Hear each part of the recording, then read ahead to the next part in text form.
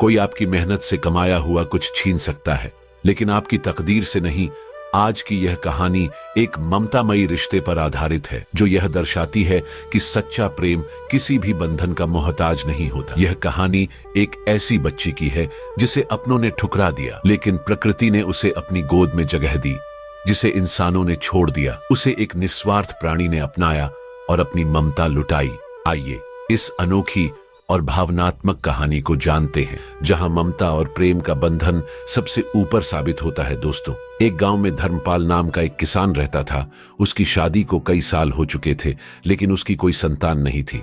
संतान की इच्छा से उसने गौरी नाम की दूसरी महिला से विवाह कर लिया। कुछ महीनों बाद भगवान की कृपा से गौरी ने एक सुंदर सी बेटी को जन्म दिया।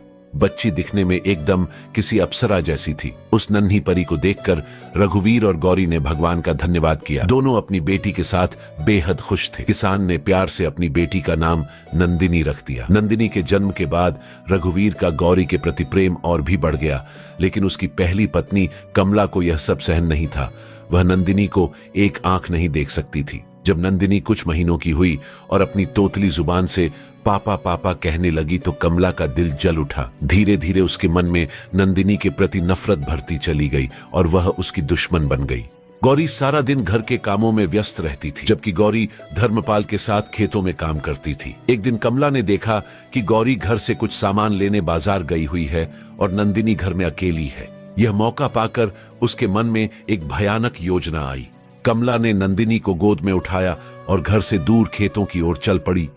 रास्ते में वह सोचने लगी, अगर मैं इस बच्ची को जंगल में छोड़ दूं तो उसे जंगली जानवर खा जाएंगे और इससे मेरा हमेशा के लिए पीछा छूट जाएगा। इस नापाक इरादे से वह खेतों से काफी आगे एक घने जंगल में चली गई और बच्ची को जमीन पर पटक दिया। फिर बिना पीछे देखे वहां से तेजी से भाग गई। उसके मन में जरा भी दया नहीं आई और घर लौट आई। अब मासूम नंदिनी झाड़ियों में इधर उधर भटकने लगी। वह अभी ठीक से चल भी नहीं पाती थी, क्योंकि वह बहुत छोटी थी। कहते हैं कि बच्चा भगवान का रूप होता है, उसी तरह नंदिनी को भी अपने नफे नुकसान का कोई ज्ञान नहीं था। वह रोती रोती जंगल में ही सो गई। जब उसकी आंख खुली तो उसने पापा पापा कहकर अपने पिता को पुकारना शुरू किया और भूख से बिलखने लगी। वह चलने की कोशिश करने लगी और चलते चलते आगे एक घने जंगल में पहुंच गई। उस जंगल में एक विशाल वृक्ष पर रंभा नाम की एक बंदरिया अपने बच्चों के साथ रहती थी। उसी पेड़ के पास एक छोटी सी कुटिया बनी थी, जिसमें महात्मा धीरानंद नामक साधु बाबा रहते थे। लेकिन उस समय वे भिक्षा मांगने के लिए गांव गए हुए थे।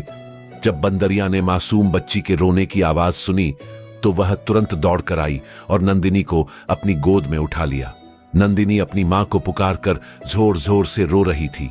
यह देखकर बंदरिया ने जल्दी से पेड़ों से कुछ मीठे फल तोड़े और उनका रस निकालकर नंदिनी को पिलाने लगी। रस पीकर बच्ची को थोड़ा सुकून मिला। रंभा नाम की बंदरिया उस बच्ची से बहुत प्यार करने लगी। कभी उसकी जुएं निकालती, कभी उसके गालों को सहलाती, बिल्कुल वैसे ही जैसे एक माँ अपने बच्चे से प्रेम करती है। नंदिनी को भी माँ जैसी गोद का सुकून महसूस हुआ और वह बंदरिया की गोद में ही सो गई। बंदरिया ने कई दिनों तक नंदिनी का इसी तरह ख्याल रखा, उसकी भूख प्यास का पूरा ध्यान रखा, जैसे एक माँ अपने बच्चे का रखती है। इसी बीच महात्मा धीरानंद, जो भिक्षा मांगने गए थे, जब वापस अपनी कुटिया में आए तो उन्होंने देखा कि बंदरिया की गोद में एक सुंदर प्यारी सी बच्ची है। यह देखकर महात्मा सोच में पड़ गए। उन्होंने तुरंत बच्ची को बंदरिया से अपनी गोद में लिया और कुटिया में ले गए। महात्मा ने बच्ची से उसका नाम पूछा, लेकिन वह इतनी छोटी थी कि बोल नहीं पाए। महात्मा सोचने लगे, पता नहीं यह किसकी बच्ची है और कहां से आई है। महात्मा ने प्यार से उस बच्ची का पालन पोषण करने का निर्णय लिया। उन्होंने उसका नाम नंदिनी रखा, क्योंकि वह बच्ची देवताओं की अप्सराओं की तरह सुंदर और गोरी थी। अब नंदिनी कुटिया से बाहर निकलकर हर रोज बंदरिया के बच्चों के साथ खेलने लगी। बंदरिया भी नंदिनी का बहुत ख्याल रखती थी। कभी उसे फलों का रस पिलाती तो कभी उसे अपना दूध पिलाती। महात्मा ने भी एक गाय पाल रखी थी, जिससे नंदिनी कभी कभी गाय का दूध भी पीती। समय बीतता गया और नंदिनी बड़ी होने लगी। जब वह 8 साल की हुई तो महात्मा को बाबा बाबा कहकर पुकारने लगी और उस बंदरिया को ही अपनी मां समझने लगी, क्योंकि वह उन्हीं के बीच पली बढ़ी थी। जब साधु बाबा ईश्वर की पूजा करते तो नंदिनी भी उनके साथ बैठकर पूजा करने लगती। जब बाबा मंत्र पढ़ते तो नंदिनी भी उन्हें दोहराने लगती। बाबा ने उसे बहुत अच्छे संस्कार दिए। समय बीता और नंदिनी अब 16 साल की हो चुकी थी। वह पहले से भी अधिक सुंदर दिखने लगी थी। जंगल के जानवर, परिंदे और बंदरियां उसके सबसे अच्छे दोस्त थे। बंदरियां नंदिनी के लिए जंगल से सूखी लकड़ियां इकट्ठा करके लाती और वह बाबा खुद और बंदरिया के लिए भोजन बनाती। एक दिन साधु बाबा ने नंदिनी से कहा, बेटी मुझे दूसरे गांव भिक्षा मांगने जाना पड़ेगा। मैंने तुम्हारे लिए कुटिया में हर चीज का इंतजाम कर दिया है। तुम्हें बाहर जाने की जरूरत नहीं। यह बंदरियां तुम्हारे साथ रहेगी और तुम्हारी देखभाल करेगी। इतना कहकर साधु बाबा चले गए। अब नंदिनी और बंदरिया ही कुटिया में रह गए थे। नंदिनी साधु बाबा की तरह भगवान की पूजा करती और उसके आसपास बंदरियां और उसके बच्चे बैठकर मंत्रों को सुनते। शाम को नंदिनी ने खाना बनाया और पूजा करने बैठ गई, लेकिन इतने में ही बंदरिया के एक छोटे बच्चे ने सारा खाना खराब कर दिया। जब नंदिनी ने पूजा समाप्त की और देखा कि सारा खाना बर्बाद हो चुका है, तो वह हंसते हुए बंदरिया के बच्चे से कहने लगी, तुम बड़े शरारती हो, सारा खाना अकेले खा गए, दूसरों का ख्याल भी नहीं आया। नंदिनी ने उसे हल्का सा थप्पड़ लगाया तो बंदरिया के बच्चे को गुस्सा आ गया। उस बंदरिया के बच्चे ने चूल्हे की आग में पानी फेंककर आग बुझा दी। नंदिनी ने यह सब देखा तो परेशान हो गई और सोचने लगी, मुझे आग जलाने में बड़ी मुश्किल होती है, अब मैं कैसे आग जलाऊंगी। खुद भी भूखी रही और बंदरिया उसके बाकी बच्चों ने भी कुछ नहीं खाया। अब वह बंदरिया का बच्चा बड़ा पछताने लगा कि उसने आग क्यों बुझाई। इसी वजह से सबको भूखा रहना पड़ा। आखिरकार नंदिनी झोपड़ी से बाहर निकल आई। उसने आसपास नजर धुआई तो उसे एक दूसरी झोपड़ी के बाहर धुआं उठता दिखाई दिया, तो वह उस धुएं को देखकर झोपड़ी के पास गई जहां से धुआं निकल रहा था। उस कच्ची झोपड़ी के अंदर एक राक्षसी बुढ़िया थी। बुढ़िया का एक बेटा भी था जो बड़ा आदमखोर था। उसे इंसान की खुशबू आते ही तुरंत पता चल जाता था। जब उस बुढ़िया ने उजाला को देखा तो उसके मुंह में पानी आ गया और वह ख्यालों में नंदिनी को खाने के बारे में सोचने लगी। काश इस वक्त मेरा बेटा घर पर मौजूद होता तो इस इंसानी लड़की को कभी ना जाने देता। अब उसने एक योजना बनाई, जब तक मेरा बेटा नहीं आता मैं इस लड़की को बातों में लगाकर यहीं रोके रखूंगी। फिर वह बुढ़िया नंदिनी से कहने लगी, आओ बेटी, कैसे आना हुआ, तुम कौन हो और कहां से आई हो। नंदिनी कहने लगी, मैं अपने बाबा की लाडली बेटी हूं जो बहुत ही नेक है। इस वक्त वह दूर वाले गांव में भिक्षा मांगने गए हैं और मैं घर पर अकेली हूं। बंदरिया के शरारती बच्चे ने चूल्हे की आग बुझा दी। आप मुझे थोड़ी सी आग दे दें ताकि हम अपना खाना बना सके। बुढ़िया कहने लगी, बेटी आग तो तुम्हें मिल जाएगी, लेकिन बदले में तुझे मेरा भी एक काम करना होगा। मैं बूढ़ी औरत हूं और मुझसे घर का काम बहुत मुश्किल से होता है। मेरा बेटा आने वाला है, उसे बहुत भूख लगी होगी। दूसरी ओर बाजरे के दाने पड़े हैं, तुम उन्हें चक्की में पीस कर आटा बना दो। नंदिनी ने जल्दी से बाजरा पीस दिया और बुढ़िया के पास आई। वह कहने लगी, अम्मा मैंने आटा पीस दिया, अब जल्दी से मुझे आग दे दो ताकि मैं अपने घर चली जाऊं। बुढ़िया कहने लगी, बच्ची तुम कितनी अच्छी हो, और देखो ना मेरा घर कितना गंदा हो रहा है। मेरी हड्डियों में इतनी जान नहीं कि मैं घर साफ कर सकूं। तुम तो जवान और समझदार हो, मेरे घर की थोड़ी सफाई कर दो। नंदिनी ने तुरंत झाड़ू पकड़ा और जल्दी से पूरे घर की सफाई कर दी। लेकिन वह बुढ़िया बार बार बाहर का रास्ता देख रही थी और दिल ही दिल में सोच रही थी, आखिर मेरा बेटा आज जल्दी घर क्यों नहीं आ रहा। पता नहीं क्यों वह आज देर कर रहा है। अब मैं और कितने बहाने इस लड़की के आगे लगाऊं। इतने में नंदिनी फिर बुढ़िया के पास आई और कहने लगी, अम्मा मैंने आपके घर के सारे काम कर दिए, अब तो मुझे आग दे दो ताकि मैं अपने घर चली जाऊं। बुढ़िया कहने लगी, बेटी वाकई तूने सारा काम कर दिया, बस मेरा एक और काम कर दो, पास वाले कुएं से मेरे लिए थोड़ा सा पानी ले आओ।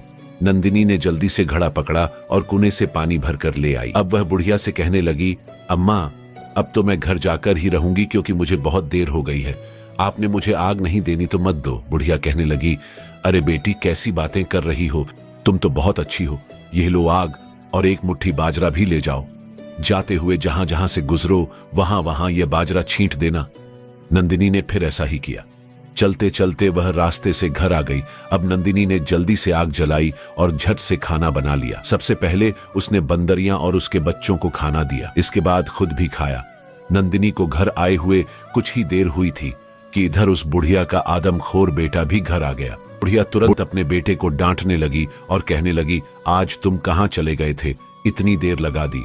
इतना अच्छा खासा शिकार हमारे घर खुद चलकर आया था। अब वह वापस चला गया। मैंने उसे कुछ बाजरे के दाने दिए थे। अब तुम्हें एक ही तरह से उस लड़की का शिकार मिल सकता है। जहां जहां यह बाजरे के दाने बिखरे हुए, उन्हीं के पीछे पीछे चले जाओ।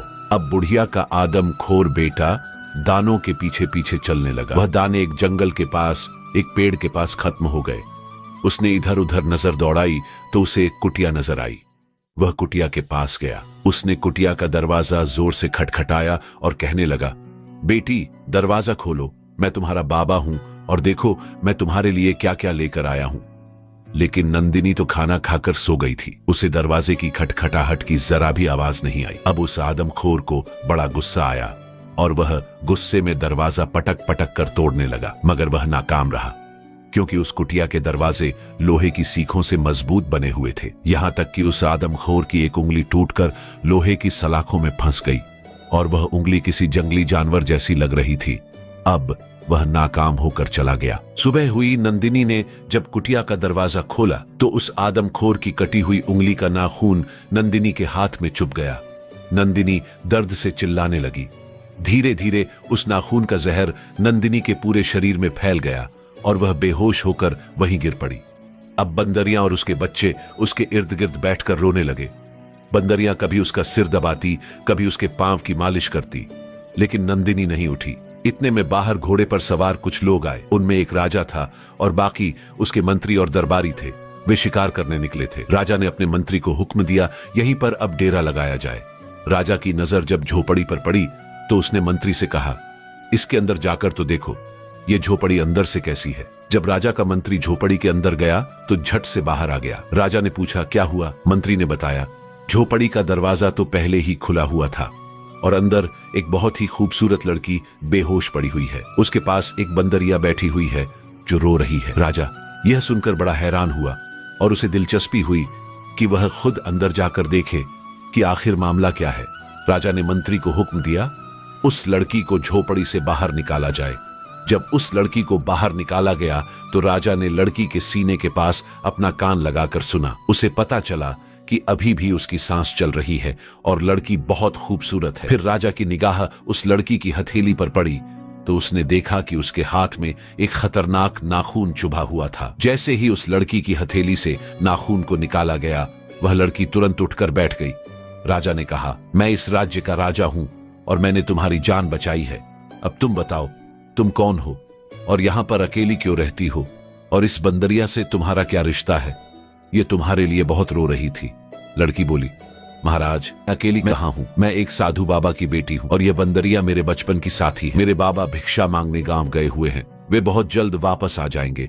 राजा कहने लगा, तुम तो हद से ज्यादा खूबसूरत हो, अगर तुम चाहो तो मैं तुम्हें अपने महल ले जा सकता हूं और तुम्हारे बाबा को भी हम उधर ही बुला लेंगे। इस बंदरिया के लिए भी शानदार कुटिया का इंतजाम कर देंगे। बस तुम मेरे साथ चलो, क्योंकि एक लड़की का जंगल में अकेले रहना उचित नहीं है। नंदिनी को राजा के बात करने का तरीका अच्छा लगा और वह मान गई। जब राजा नंदिनी और उसकी साथी बंदरिया को लेकर महल पहुंचा तो राजा की मां कहने लगी, बेटा तुम इस लड़की को किस रिश्ते से यहाँ लेकर आए हो? ऐसे तो लोग बातें करेंगे। तुम ऐसा करो, इसके साथ विवाह कर लो, इससे इस लड़की की इज्जत और मान सम्मान भी बच जाएगा। फिर चंद दिनों में नंदिनी के साथ राजा ने विवाह कर लिया। अब नंदिनी राजा की रानी बन गई थी। उस राजा की पहले भी एक रानी मौजूद थी। राजा को नंदिनी से बहुत मोहब्बत हो गई और वह उसका बहुत ख्याल रखने लगा। उसने उसकी देखभाल के लिए एक दासी भी रख दी।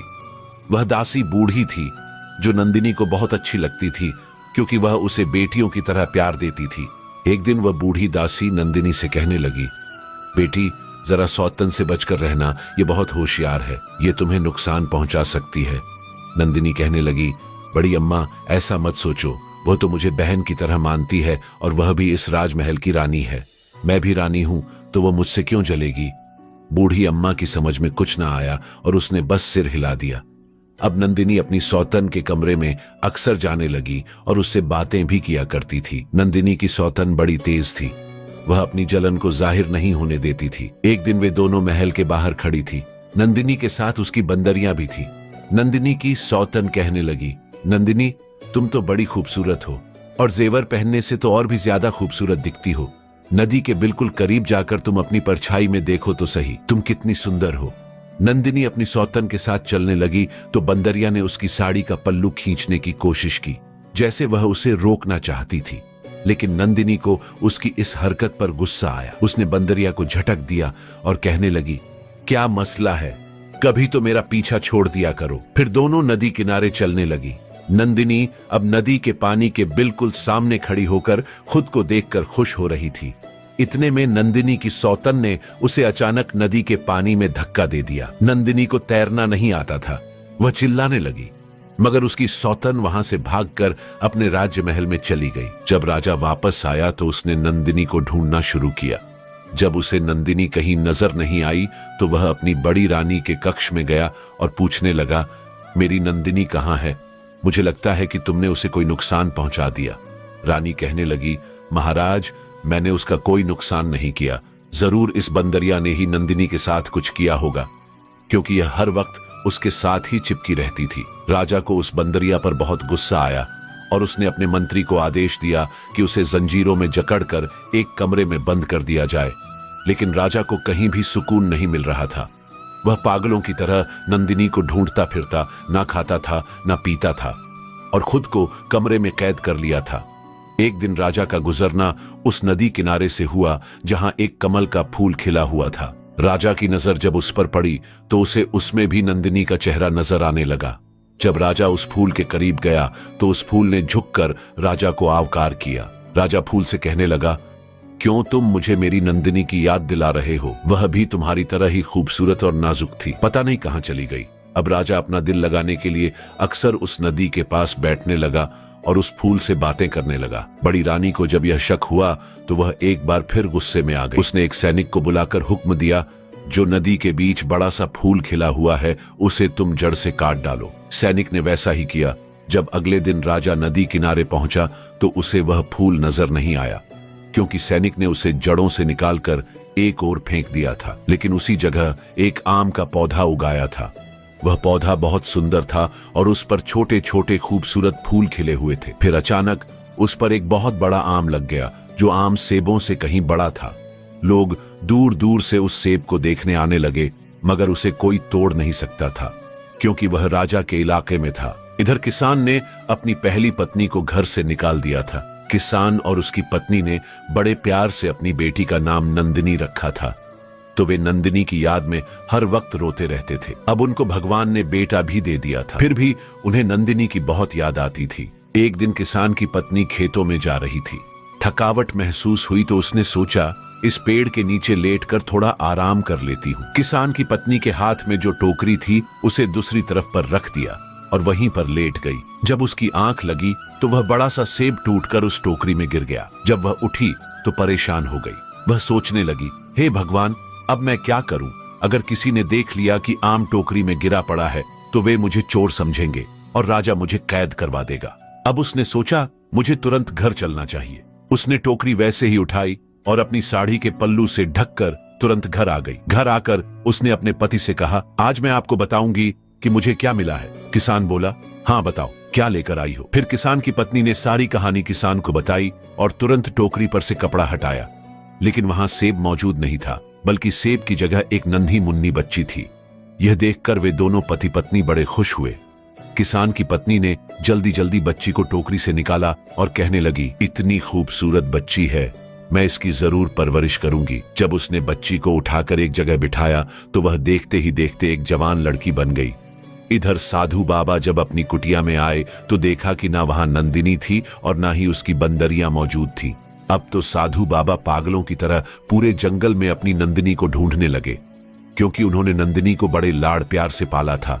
लेकिन नंदिनी उन्हें कहीं नजर नहीं आई। फिर वे बाबा अपनी बेटी की तलाश करते करते राजा के महल में पहुंच गए। राजा की नजर जब उस साधु बाबा पर पड़ी तो वह तुरंत उठकर खड़ा हो गया और कहने लगा, बाबा कहिए, आपका यहाँ कैसे आना हुआ? फिर साधु बाबा ने सारा माजरा सुनाया। मैं अपनी बेटी को जंगल में एक बंदरिया की हिफाजत में छोड़कर खुद बाहर चला गया था, लेकिन जब वापस आया तो मेरी बेटी वहां मौजूद नहीं। यह सुनकर राजा आश्चर्य में पड़ गया, क्योंकि अब उसे मालूम हो चुका था कि नंदिनी उसी साधु बाबा की बेटी थी। फिर राजा ने बाबा को अपना सारा हाल बताया। साधु बाबा हैरान हो गए और कहने लगे, मेरी बेटी नंदिनी मर नहीं सकती। क्योंकि मैंने उसे ऐसी तंत्र मंत्र और विद्याओं सिखाई थी कि वह अपनी खुद की हिफाजत कर सके।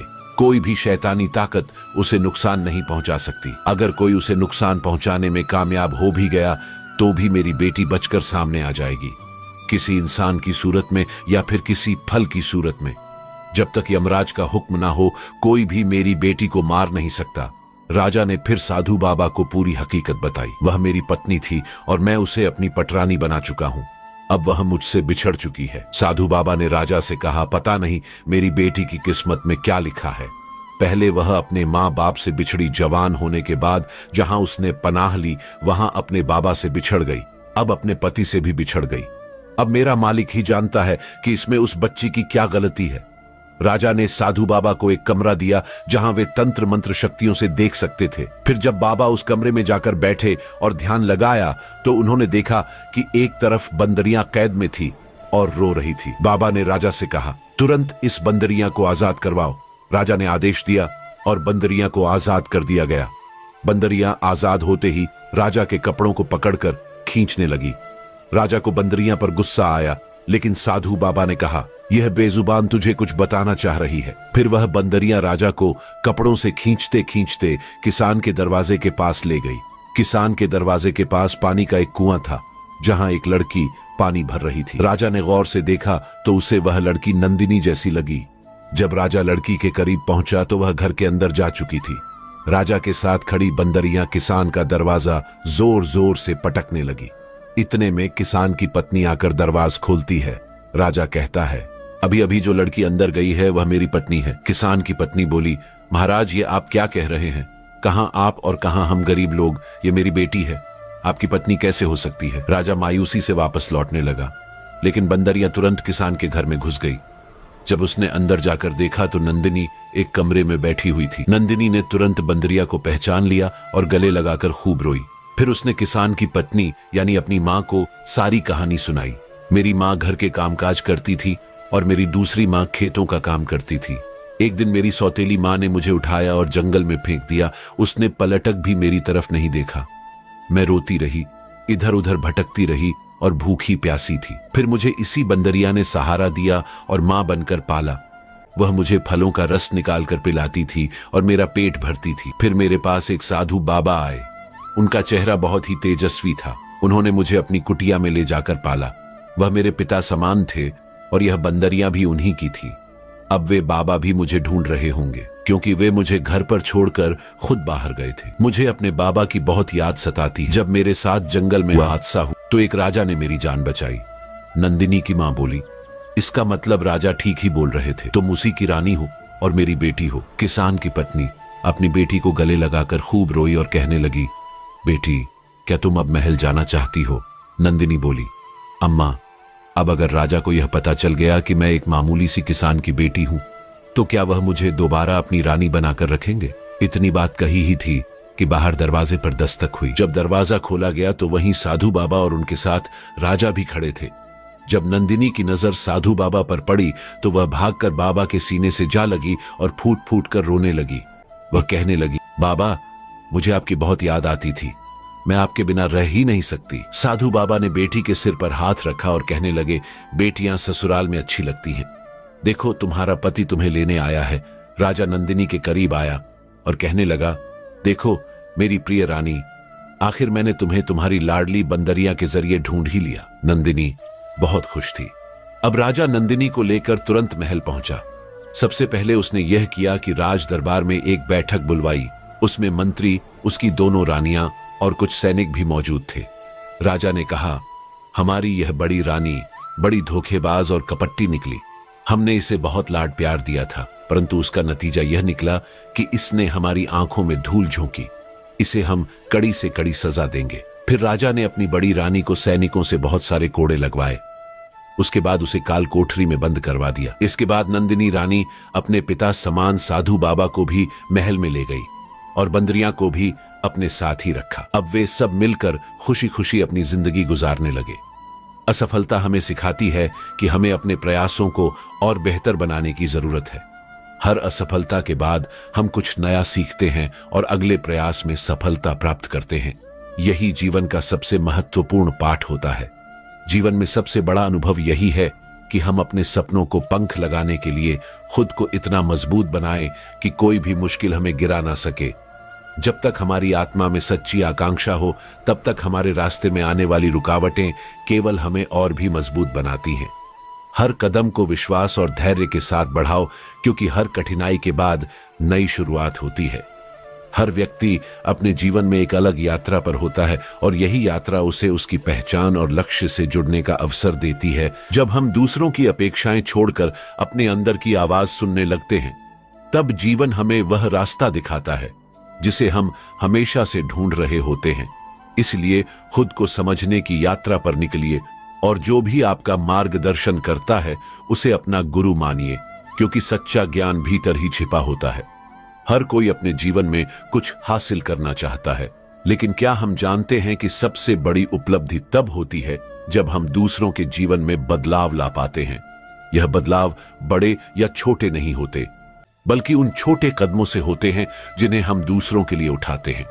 जैसे एक दीपक दूसरे दीपक को जलाने के लिए अपनी ज्योति नहीं खोता, वैसे ही हमारा प्रेम और अच्छाई दूसरों में आत्मविश्वास और प्रेरणा भरते हैं, जिससे उनका जीवन और भी रोशन हो जाता है। जीवन में सबसे कठिन समय वह होता है जब हमें यह समझ नहीं आता कि हमारे अगले कदम क्या होने चाहिए, लेकिन उसी समय हमें यह समझने की जरूरत है कि जब कोई दिशा साफ नहीं दिखाई देती, तो इसका मतलब यह नहीं है कि हम गलत रास्ते पर हैं। यह तो एक संकेत है कि हमें खुद को सुनने का वक्त मिल रहा है। यदि तुम अपने कर्मों में पूर्ण निष्ठा और ईमानदारी रखोगे, तो दुनिया के सभी कष्ट तुमसे दूर भाग जाएंगे, क्योंकि सच्चा उद्देश्य जीवन को प्रेम और शांति से जोड़ना है, और यही तुम्हारे कर्मों की असली प्रेरणा होनी चाहिए। हमें जीवन में कभी यह महसूस नहीं करना चाहिए कि हम अकेले हैं, क्योंकि जब हम सच्चे उद्देश्य से कार्य करते हैं तो हमारे साथ अनगिनत शक्तियां होती हैं जो हमें हर कदम पर समर्थन देती हैं। हमें केवल अपने इरादे को सही रखना होता है और अपने कार्यों में सत्य निष्ठा को बनाए रखना होता है। जब हम अपनी पूरी ताकत से अपने लक्ष्य की ओर बढ़ते हैं, तो पूरी सृष्टि हमारे साथ मिलकर हमें सफलता की ओर ले जाती है। कई बार जीवन की राह पर हमें बुरी परिस्थितियां आती हैं, लेकिन यह वही क्षण होते हैं जब हमें अपने अंदर की ताकत को पहचानने की जरूरत होती है। हमें अपनी शक्ति का सही उपयोग करते हुए हर मुश्किल को अपने पक्ष में मोड़ने की कला सीखनी चाहिए। यह हम पर निर्भर करता है कि हम किसी भी कठिनाई को अपनी कमजोरी मानकर हार माने या फिर उसे अपनी ताकत बनाकर एक नया रास्ता बनाएं। जब हम अपने डर से बाहर निकलते हैं और अपनी सच्चाई से जीवन को जीते हैं, तो हम न केवल अपनी परेशानियों का सामना करते हैं, बल्कि हमें अपने जीवन का असली उद्देश्य भी मिल जाता है। डर केवल एक भ्रम है जो हमारे दिमाग में ही पैदा होता है। जब हम उसे पार कर लेते हैं, तो हम देख सकते हैं कि जीवन में असली शक्ति हमारे भीतर ही है। कभी भी किसी के प्रति नाराजगी या गुस्से को अपने दिल में ना रखें, क्योंकि इससे केवल हमारी ही कीमत कम होती है। जीवन को हल्का और खुशहाल बनाने का सबसे सरल तरीका यही है कि हम अपने दिल में प्रेम और समझ रखते हुए हर व्यक्ति से मिले, क्योंकि सच्चा प्रेम ही सब समस्याओं का हल है। जीवन में मुश्किलें आती हैं, लेकिन याद रखें कि इन कठिनाइयों के बिना हमारी सफलता की असली कीमत नहीं समझी जा सकती। हर संघर्ष एक नई सीख और नई दिशा की ओर ले जाता है, जो हमें जीवन के उद्देश्य को सही तरह से समझने का अवसर देता है। जब हम मुश्किलों का सामना करते हैं, तो हमारी ताकत और धैर्य की असली परीक्षा होती है। जब हम किसी के लिए कुछ अच्छा करते हैं, तो उसका फल हमेशा हमें किसी ना किसी रूप में मिलता है। चाहे वह हमें तुरंत ना मिले, लेकिन हमारे अच्छे कर्म हमारे जीवन को शांति और संतोष से भर देते हैं। जीवन का असली सुख किसी का भला करने में है, क्योंकि इससे न केवल हम दूसरों की मदद करते हैं, बल्कि खुद भी एक बेहतर इंसान बनते हैं। समय का महत्व समझना बहुत जरूरी है। 1 मिनट का समय यदि सही तरीके से इस्तेमाल किया जाए, तो वह हमारे जीवन को बदल सकता है। जीवन में जब हम समय की कीमत को समझते हैं और उसे सही कार्यों में लगाते हैं, तब हमें जीवन का असली सुख और सफलता मिलती है। समय कभी वापस नहीं आता, इसलिए इसे बर्बाद ना करें। सच्ची खुशी तब मिलती है जब हम अपनी इच्छाओं से ऊपर उठकर दूसरों की भलाई में लगे रहते हैं। जब हम अपने स्वार्थ से बाहर निकलकर बिना किसी अपेक्षा के किसी और की मदद करते हैं, तब हमें एक प्रकार की मानसिक शांति और संतोष मिलता है, जो बाहरी वस्तुओं से प्राप्त नहीं हो सकता। जीवन में कभी भी अपनी उम्मीदें और आकांक्षाएं दूसरों से जोड़ने की बजाय खुद से जोड़े, अपनी आत्मा से जुड़कर। जब हम अपने लक्ष्य की ओर बढ़ते हैं तो कठिनाइयां भी हमें रोक नहीं पाती। आत्मविश्वास और मेहनत से हर मुश्किल आसान बन जाती है। जो लोग अपने जीवन में सच्चाई और ईमानदारी को प्राथमिकता देते हैं, उनका जीवन सुकून से भरा होता है। सच्चाई कभी भी हमें नुकसान नहीं पहुंचाती, बल्कि यह हमारे जीवन को मजबूती से आगे बढ़ाती है। सच्चे विचार और कर्म हमेशा सही दिशा में हमें मार्गदर्शन देते हैं। हम जिन लोगों से मिलते हैं उनसे हमारी सोच और दृष्टिकोण पर असर पड़ता है। अगर हम सकारात्मक सोच वाले लोगों से घिरे रहते हैं, उनसे हमारी सोच और दृष्टिकोण पर असर पड़ता है। अगर हम सकारात्मक सोच वाले लोगों से घिरे रहते हैं तो यह हमें हर स्थिति में उम्मीद और प्रेरणा देता है।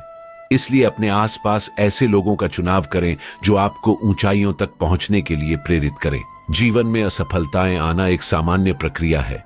इन असफलताओं से हमें डरने की बजाय सीखने की आवश्यकता है। जब हम गिरते हैं तो हम अपनी गलतियों से सीखते हैं और फिर से खड़े होकर आगे बढ़ते हैं। यह जीवन का सबसे बड़ा पाठ है कि हर गिरावट हमें एक कदम आगे बढ़ने की ताकत देती है। अपने लक्ष्य को प्राप्त करने के लिए कभी भी जल्दबाजी ना करें। धैर्य और संयम के साथ अगर हम अपने कार्यों को करते हैं तो सफलता स्वतः ही हमारे पास आती है। हर छोटी सफलता हमें बड़े लक्ष्य की ओर बढ़ने का विश्वास देती है। जीवन में हर दिन एक नया अवसर होता है, लेकिन उसे पहचानने के लिए हमें अपनी आंख और मन को खुला रखना पड़ता है। जब हम अपनी सोच को सकारात्मक रखते हैं तो हर दिन हमारे लिए एक नया आशीर्वाद बनकर आता है। तो दोस्तों, कैसी लगी आपको ये कहानी? आप हमें कमेंट सेक्शन में जरूर बताना, और अच्छी लगी हो तो इस चैनल को सब्सक्राइब जरूर कर लेना। तो चलिए मिलते हैं ऐसी ही कोई नई कहानी में। तब तक के लिए अपना ख्याल रखें। धन्यवाद।